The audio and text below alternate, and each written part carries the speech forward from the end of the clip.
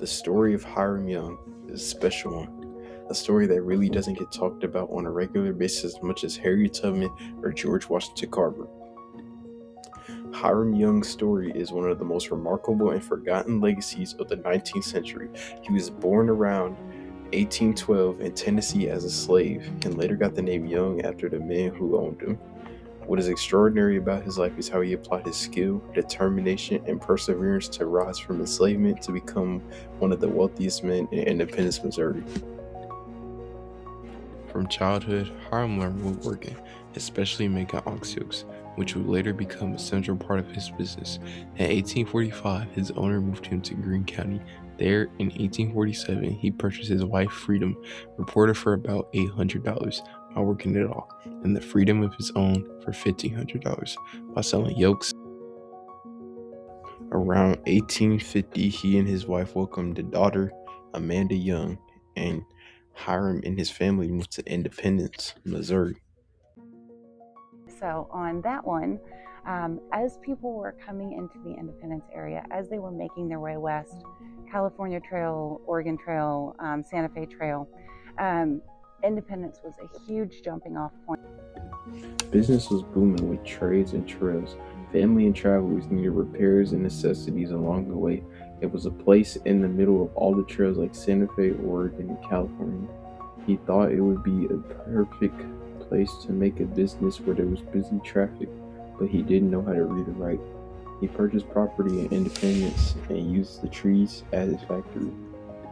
Like most of the formerly enslaved, Hiram couldn't read or write, with little help to read and write from his white friend, William McCoy, who at one time was a mayor of Independence, business manager, and a financial agent.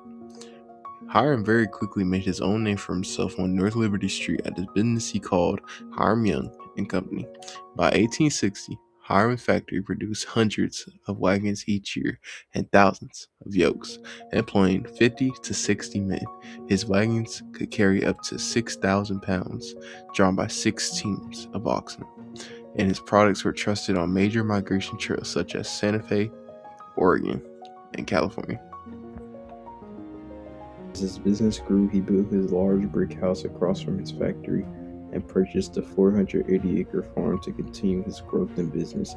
He then added a group of employees which included both whites and the enslaved.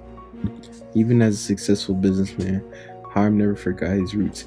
He rented and purchased enslaved men from the J. Bess Smith Farm, one of the biggest plantations in Jackson County, as if they were free laborers, and gave them a chance to save money to buy their freedom. This was not charity, but a way to help people gain independence and learn a trade just like he had.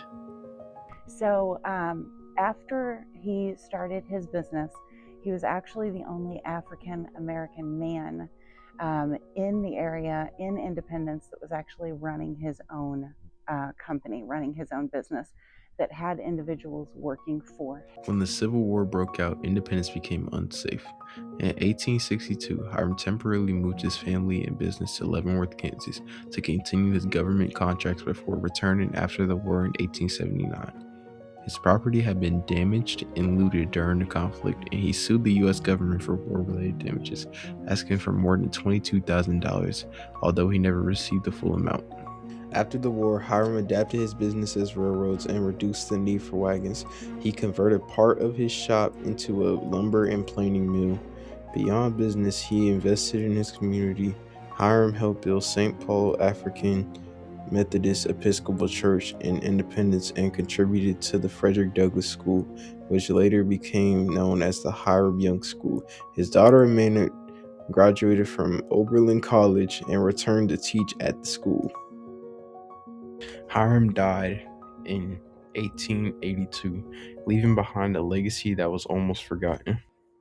He was buried in the Woodlawn Cemetery in the white section of the cemetery, a significant act at that time. Over the years, recognition of his contributions has grown. A park now bears his name, the Hiram Young Park, and the former Frederick Douglass School has been restored to honor his legacy.